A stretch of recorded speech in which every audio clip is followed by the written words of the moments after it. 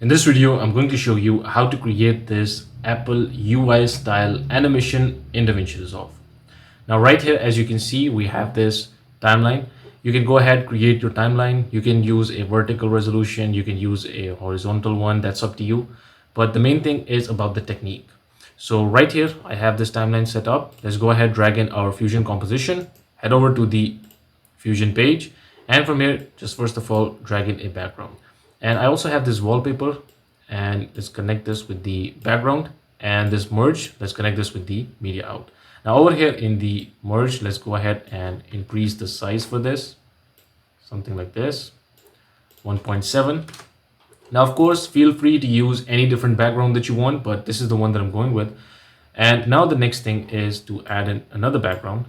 And this time we're also going to add in a rectangle, connect the rectangle with the background with the merge one. Now over here in the background, just go ahead and change the type to gradient, and let's go ahead, zoom this in. And over here in the rectangle, we can go ahead and change the width to, let's say, 0.7. So that's pretty much it. Now the next thing we need to do is we need to go ahead and add in another merge node, and for this one we can add in a displace. So press Control Space on the keyboard and search for displace.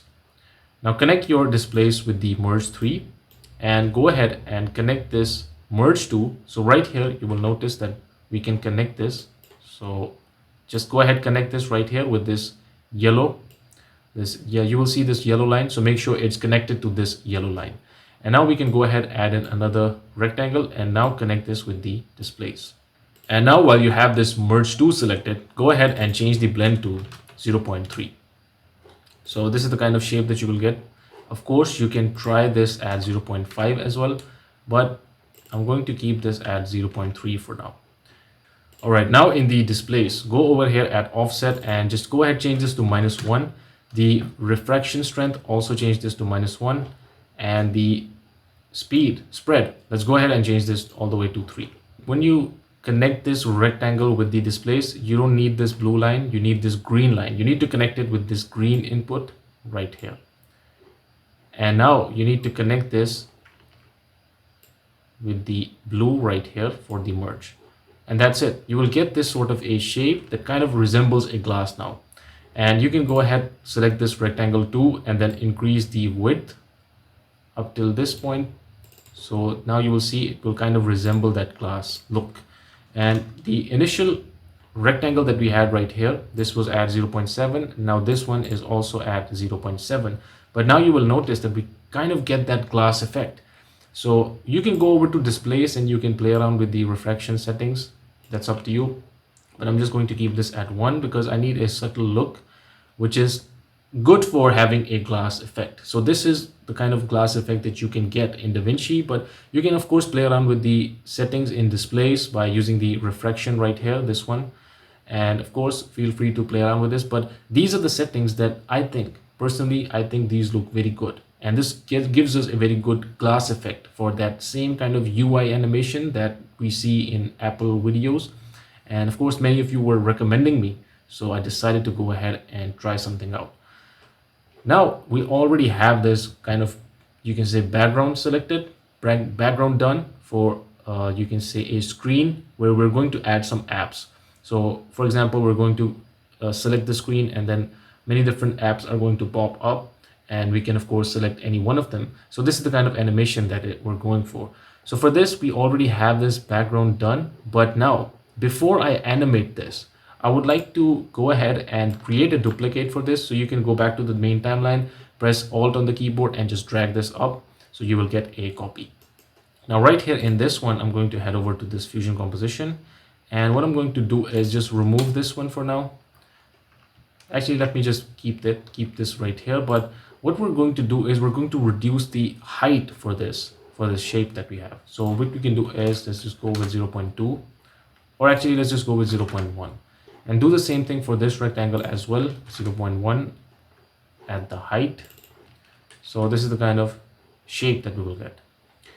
And of course, right now, before going to the background, we need to remove this one. And in the background, let's just change this to 0. So that's it. And if you go back, you will notice that we have this one as well. We have a new shape, you can say. So this is the one that we're going to use for having application icons and then the name of the application on it. So that's what we're going for. And now you can just go ahead and reduce the zoom from here to match the screen, something like this. But let's go back right here. And right now what we can do with this one, we can play around with the displays to have a slightly different look than the one at the bottom. So something like this maybe. And of course you can also change the power. So one more thing is, if you change the light power, this will also give you a different sort of a look for the glass effect. So maybe somewhere around 1.5. So here you can see it now looks kind of different from the one at the bottom. So we're just going to create duplicate for this, and before we actually do that, it would be good to also add in the elements to this. So we can just go back right here, add in, for example, let's say this DaVinci logo. So right here, I'm just going to add in a multi-merge, connect this with the multi-merge, and I'm also going to add in this color corrector and go with this kind of a bluish look so that this matches the background. And now we can go ahead and reduce the size for this, something like this, and move this right here. Actually, let's go with 0.25, something like this. And now let's go ahead and add in a text as well. So let's just type in DaVinci Resolve, and the font I'm going with Inter, but of course feel free to use any font that you want. And from here I'm going to go over to regular and just move this right here, and we can justify it right here so that whenever we change something, we don't have to again and again move this for the next ones, because I'm going to create copy for this. We're going to just use this as a template, and we're going to create multiple copies so that we can use it for the other icons, for example, this Instagram icon, this YouTube icon. So we can do that without having to create this again and again. So right here, when we have this done, first of all, we need to animate this shape that we had, this glass shape that we have at the background. So let's right click, go back to this composition, and from here I'm going to go over to the rectangle, and at 30 I'm going to create a keyframe at height. Do the same thing for this rectangle as well. And now let's go over to 0 and change this to, let's say, 0.1. Do the same thing for this one as well, 0.1 at 0 frames. So if you play this is the kind of animation that we will get. But now you can go over to spline, select your rectangle 1 from here, and hit S on the keyboard while these keyframes are selected, and do the same thing for this rectangle as well. Select them and hit S on the keyboard, and this will ease them in. So if you play this now, here you can see we have a nice looking animation. Now we can go back to the main timeline, and from here we can now start animating this one. Actually, what we can do is we can zoom this in, and right here where we have this animation coming in, so for example right here, we can just move this right here. All right, so now we can go ahead and position this. So I'm going to just move this up right here, and we can also add in a fade in for this, something like this. And now let's go back to the composition, and from here I'm going to add in a transform node. So for this one, we can go ahead and go over to, let's say,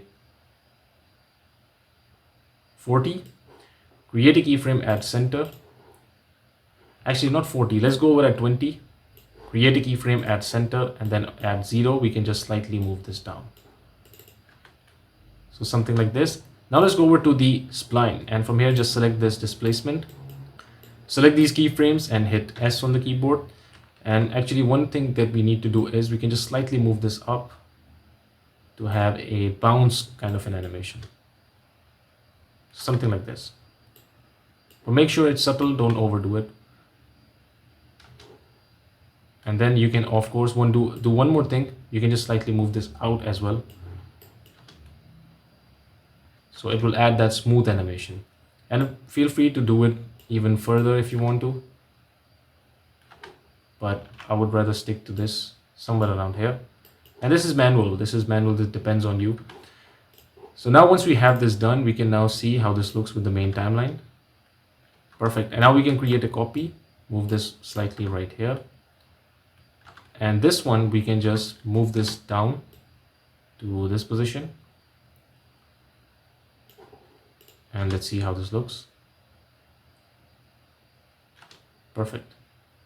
So let's start the movement early on. And now let's go ahead, create another one. And for this one, we can just move this down as well. And if you play this, perfect. Now with this last one, you will notice that this is going outside the screen. So we can just manually adjust it. Go over to the Fusion page.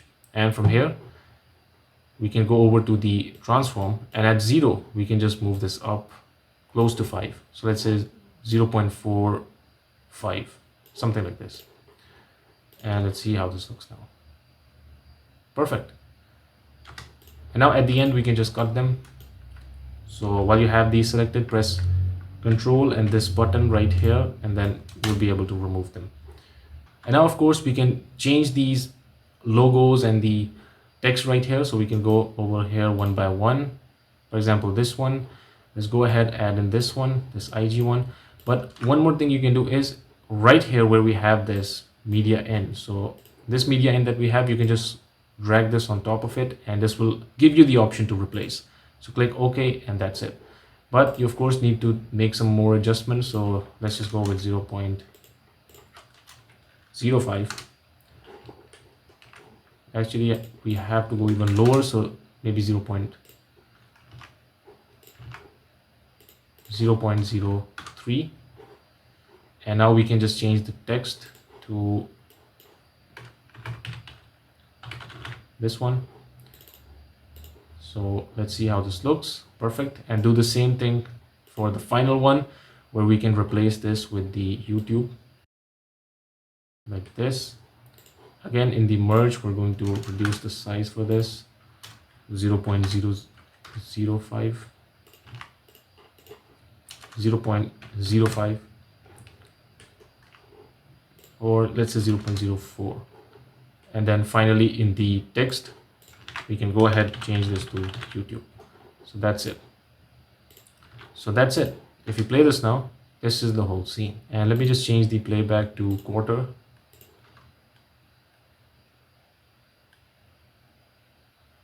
Perfect. This looks fine. So here we have the main thing done. Of course, you can go ahead, add in some text over here.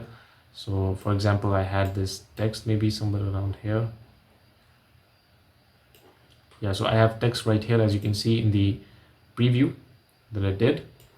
And basically now you will notice that I have this compound clip. So this is what we're going to do with what we created. So right here, everything that we created right here, we just need to select all of this, right click and click on new compound clip. Just hit create, that's it. Now I will tell you why we did that. So we need to go over to this Fusion composition now, this compound clip composition, open this in Fusion page. And now we can go ahead and add in this text, for example. Let's just add in our text first. So let's call this apps used. I'm using the font Inter for now. Add bold. Let's keep that at bold and then just move this up right here. And we can go right here at 20, go over to shading and just change this opacity to 0, create a keyframe, and then at 30, we can move this in. Perfect.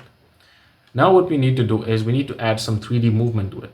So you can go ahead and add in this image plane 3D, connect this with a render 3D, and now connect this merge with this image plane 3D and render with the media out. And that's it. Now you can go over to the image plane 3D, and from here you can start animating. So let's go over to transform. And from here, of course, you can see we can make some changes. Right now, I'm just going to set the playback at quarter so that of course, we're working with 3D, so this will get heavy for your system. So try to keep that at quarter so that it won't crash, basically. So now we can go ahead and zoom this in. So first of all, let's go over to 0, create a keyframe at Z. Then those go all the way in, maybe at. Okay, so let's just go at 50, create a keyframe right here, and I'm going to remove this one at 0. Because we're going to start the animation from here. So let's go all the way to, let's say, 70. Zoom this in.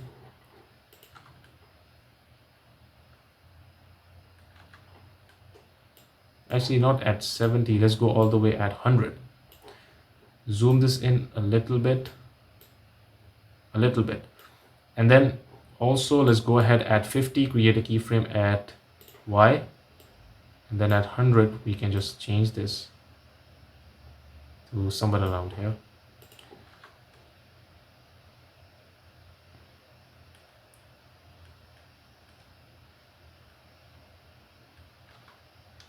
So this is it. This is how you can create these Apple looking UI animations in DaVinci Resolve. And of course, there are more things to do, but the basic thing to show you in this video was how you can get that same look for this sort of an effect. So I hope you found this video useful, and I will see you in the next one.